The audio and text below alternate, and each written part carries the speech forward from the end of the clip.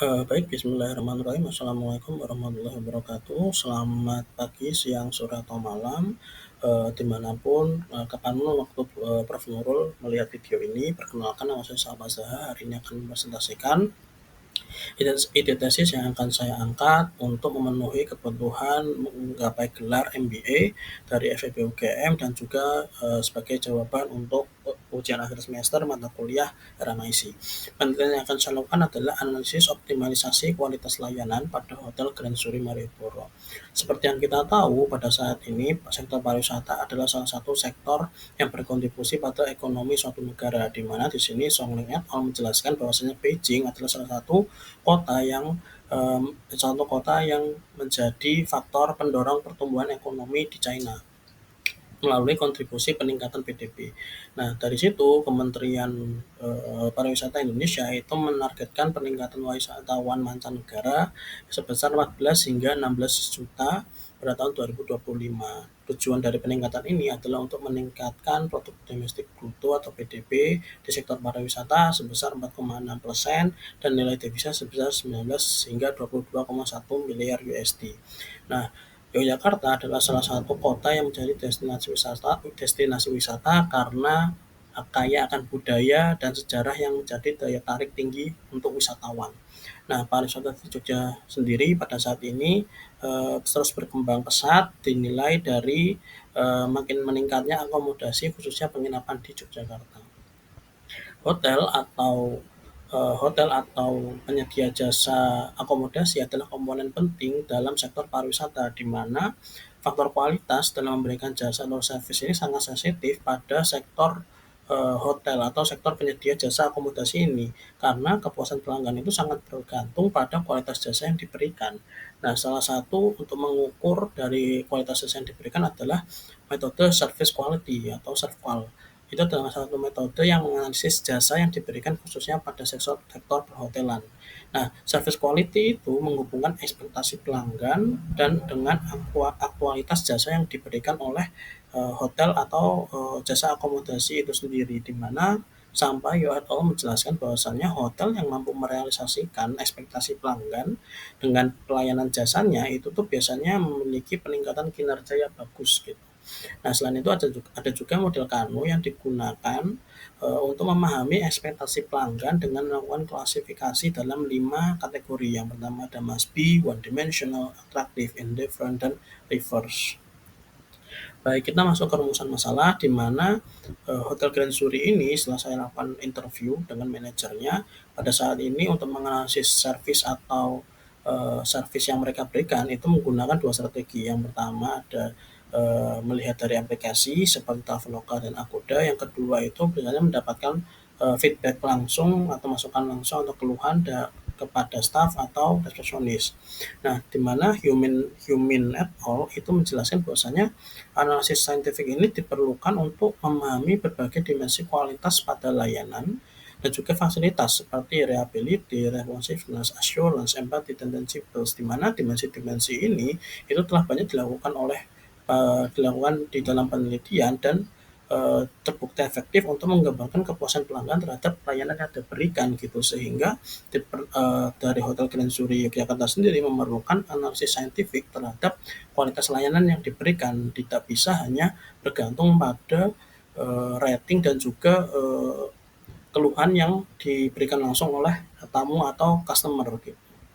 Sehingga dari rumusan masalah tersebut muncul pertanyaan penelitian, di mana yang pertama yaitu bagaimana kualitas layanan Hotel Grand Suri Malioboro itu berdasarkan hasil pengukuran gap kualitas layanan dan persepsi pelanggan dengan model ServQual atau service quality.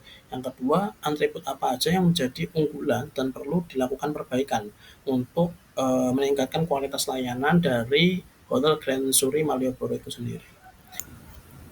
Baik, selanjutnya adalah tujuan penelitian, di mana tujuan dilakukannya penelitian ini adalah untuk menganalisis gap antara harapan dan persepsi dari pelanggan atau tamu hotel Grand Suri Malioboro terhadap kualitas layanannya menggunakan metode serve call atau service quality.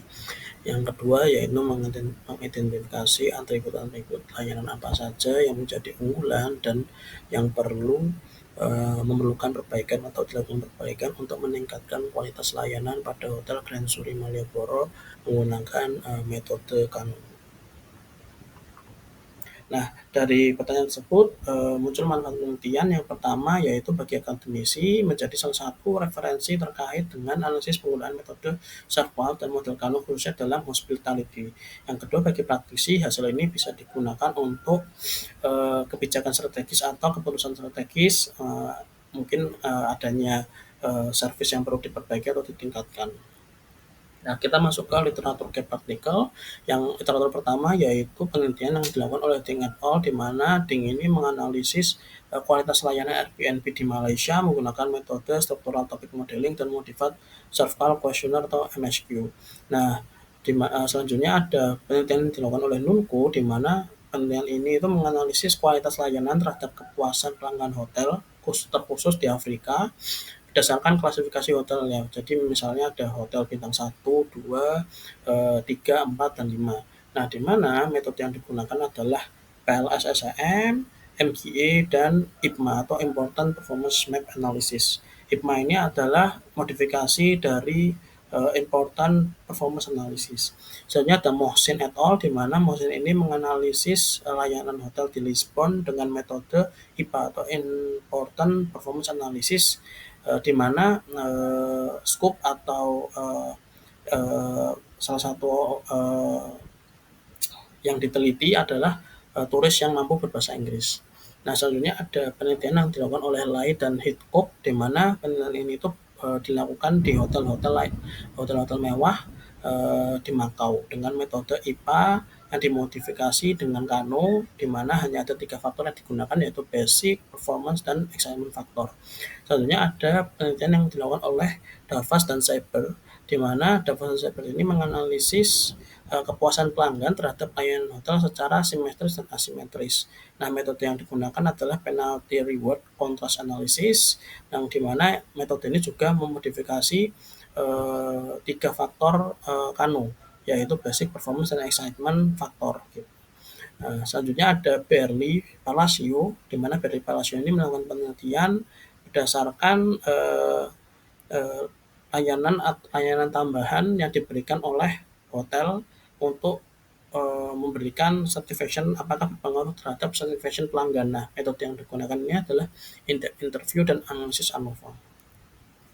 Nah, dari 6 penelitian yang telah dilakukan di sini, saya selaku peneliti itu mengambil metode SERVQUAL karena saya nilai akan lebih cocok dalam penelitian ini karena dapat mengukur secara langsung gap antara harapan dan persepsi pelanggan terhadap layanan hotel. Selain itu, saya juga menggunakan metode Kano atau model Kano yang akan digunakan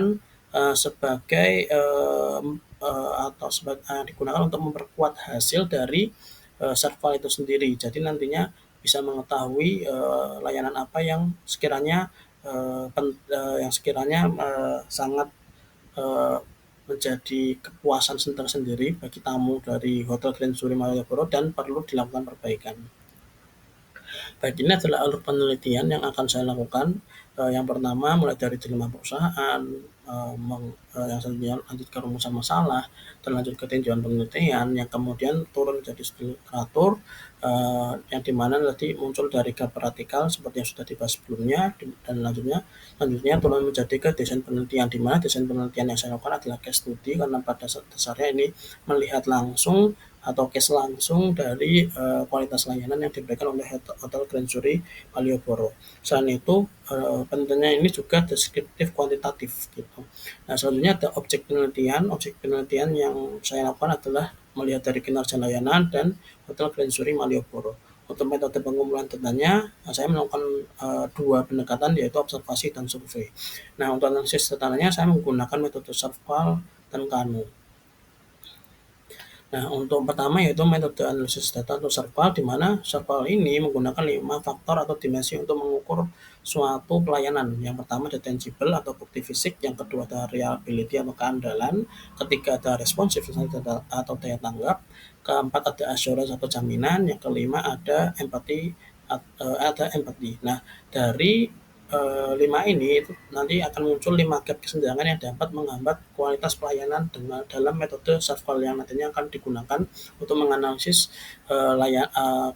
menganalisis kualitas layanan yang diberikan oleh Hotel Grand Suri Malioboro, di mana gap pertama itu adalah manajemen tidak memahami harapan konsumen, gap kedua itu kesalahpahaman antara manajemen terhadap harapan konsumen, yang ketiga adalah gap kesenjangan antara standar dan kenyataan pelayanan yang diberikan, gap keempat adalah perbedaan pelayanan yang diberikan, dan gap kelima adalah kesenjangan antara harapan konsumen dan resepsi pada pelayanan yang terima. Pada penelitian ini saya akan menggunakan pendekatan ke gap kelima. Nah, dari survei ini nanti akan dilakukan uji validitas menggunakan prinsipal compound analysis dan juga uji reliabilitas menggunakan gelombang alfa, di mana nantinya hasilnya harus lebih dari 0,6%. Selanjutnya untuk analisis data, ini adalah salah satu contoh kuesioner metode survival, di mana tadi jelaskan ada faktor tangible, reliability, assurance, empathy, dan akses gitu. Nah, ini nanti akan adalah salah satu subkriteria dari beberapa faktor dari survival. Selanjutnya ada Kano. Kano sendiri merupakan salah satu model untuk mengklasifikasi kebutuhan konsumen yang dikembangkan oleh Noraki Kano. Nah, terdapat 3 atribut layanan menurut model Kano. Yang pertama ada must be, di mana ini atribut yang menjadi sebuah keharusan menurut konsumen, dan ketika tidak ada maka konsumen akan tidak puas. Yang kedua ada one dimensional atau performance, di mana atribut ini mempengaruhi kepuasan konsumen. Semakin baik kualitas atribut ini maka konsumen akan semakin puas. Nah, yang ketiga ada atraktif atau delectors, di mana atribut ini itu tidak menjadi concern sebenarnya oleh konsumen, tetapi jika atribut ini itu ada dan diberikan kepada konsumen, ini akan memberikan kepuasan yang sangat tinggi bagi konsumen. Di bawah itu adalah salah satu grafik dari Kano, di mana ada stratified, non-stratified, full file, dan disstratified gitu. Nah, selanjutnya untuk kuesioner dari Kano sendiri itu nanti akan digunakan 5 komponen pertanyaan. Yang pertama yaitu I like it that way atau suka, yang kedua ada I expected atau mengharapkan, yang ketiga ada I'm natural atau netral, yang keempat ada tolerant atau I can accept it, yang kelima ada I don't like it. Gitu. Yang nantinya pertanyaan-pertanyaan ini tuh yang nantinya jawaban 5 ini itu akan ditanyakan berdasarkan 2 pendekatan. Yang pertama ada fungsional atau yang positif, yang kedua ada disfungsional atau yang negatif. Nanti akan dijelaskan pada contoh model survei Kano di akhir. Nah, selanjutnya observasi yang dilakukan atau yang akan dilakukan adalah observasi sampling design atau event sampling, karena observasi ini itu dilakukan pada proses pelayanan hotel, mulai dari check-in, pelayanan kamar, F&B atau makanan, hingga check-out nanti gitu. Nah, untuk konteks of type-nya ini maksudnya faktual, karena data yang dikumpulkan ini adalah data langsung ya, secara langsung berdasarkan pengamatan langsung yang dilakukan oleh peneliti gitu di Hotel Grand Suri Malioboro. Nah, type of observation-nya itu non-behavioral observation, karena fokus observasi ini itu mengamati alur dan mencatat layanan yang diberikan gitu. Nah, untuk environment-nya itu masuk ke file field environment, yaitu dilakukan secara langsung di Hotel Grand Suri Malioboro untuk mengetahui secara aktual layanan yang diberikan kepada tamu atau customer. Nah, selanjutnya ada data collection protocols. Ini menggunakan systematic observation, di mana observasi ini pertama adalah akan dilakukan pembuatan protokol observasi untuk membantu peneliti mengamati layanan yang diberikan secara sistematis agar sesuai dengan fokus penelitiannya.